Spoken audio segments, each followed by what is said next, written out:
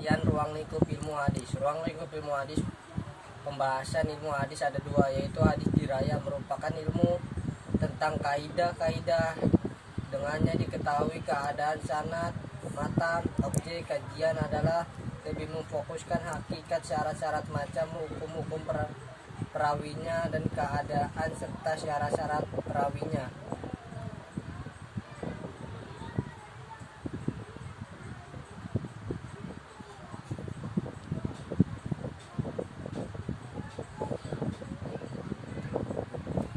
Klarifikasi ilmu hadis dan diraya. Masalah lain yang perlu kita pahami dalam mempelajari hadis adalah kajian mengenai hadis yang disebut ulumul al-hadis terdiri atas dua bagian, yakni ilmu hadis riwayah dan ilmu hadis diraya. Ilmu hadis riwayah adalah ilmu hadis yang mempelajari cara-cara penulisan, pemeliharaan dan penulisan hadis terwujud untuk memahami hadis-hadis Nabi Muhammad SAW. Jadi tentang ilmu hadis riwayah adalah tidak sembarangan orang yang bisa menulis hadis. Lanjut, yang kedua adalah al-kalimah, riwayatan dengan makna riwayah bin al-mana adalah hadis yang meriwayatkan sesuai dengan makna yang dimaksud oleh Nabi Muhammad SAW. Dengan demikian dari segi redaksinya adalah ada perubahan. Sebagian besar hadis Nabi SAW diriwayatkan dengan cara demikian sebab beliau memberi isyarat diperbolehkan meriwayatkan hadis dengan riwayat al-mana. Yang B, ilmu hadis diraya.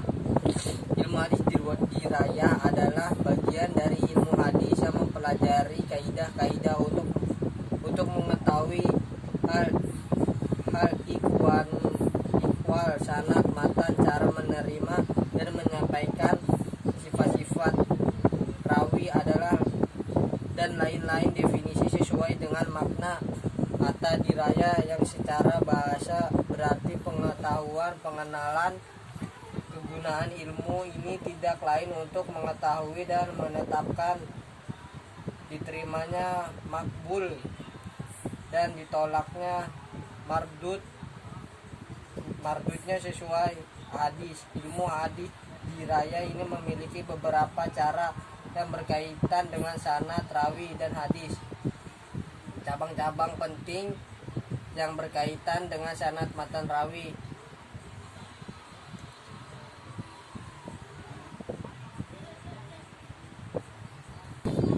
Filsafat ilmu hadis. Salah satu kata yang memiliki peran dalam dinamika kehidupan manusia ialah omongan dari orang lain. Omongan dari orang lain berbagi segala sosial. Orang bisa bahagia gara-gara omongan orang, bisa sedih gara-gara omongan orang, bisa memuji gara-gara omongan orang. Orang bisa marah-marah gara-gara omongan orang. Lebih luas kata yang tepat dan realnya dengan kata omongan ialah berita. Berita melalui kecanggihan media yang sedemikian canggihnya dan seputar sangat mempengaruhi opini massa. Orang yang punya media berpeluang besar, kalau kita boleh dikatakan absolut, untuk mencetak pola pikir, pandang hidup, gaya hidup publik melalui berita-berita baik. Kata mengetahui mereka menjadi baik, berita jelek akan mempengaruhi mereka menjadi jelek. Karena sedemikian pentingnya pengaruh omongan ini, maka sangatlah tidak berlebihan jika kita memperdengar omongan orang, berita dari sifat filosofi ilmu hadis secara normatif Al-Quran telah mewanti-wanti sejak 15 abad yang lalu mengenai pemberitaan. Jadi berita ini sangat berbahaya, apalagi jika omongan berasal dari sumber yang salah. Al-Quran telah mewanti-wanti sejak 15 abad yang memberitahu berita di dalamnya ditandaskan suatu prinsip nilai agar kita tidak sembarangan percaya dengan berita yang disampaikan orang yang tidak diketahui baik buruknya.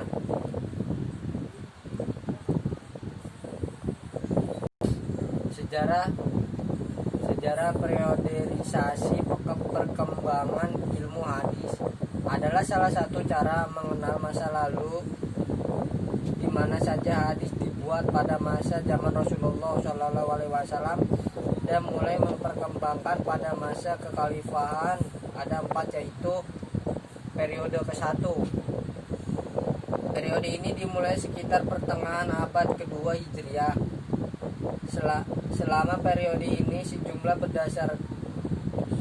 besar ini menginput karya mereka dalam bentuk buku.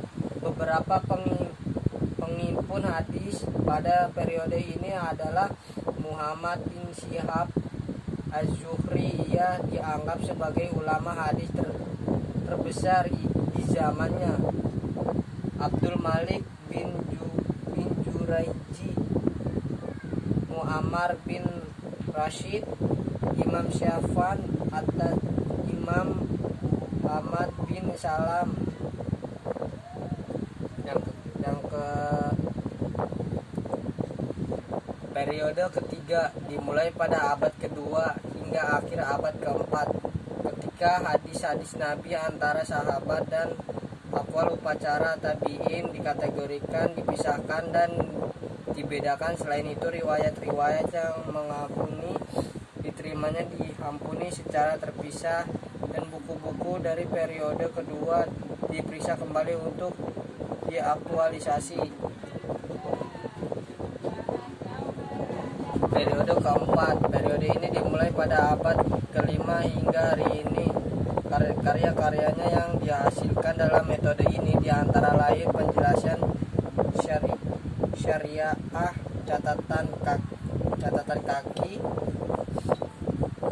hasyi dan penerjemah buku-buku hadis ke dalam berbagai bahasa. Pada periode ini pula para ulama menyusun kitab hadis dengan mencuplikan dari kitab-kitab yang pernah ditulis dan disusun pada abad ketiga.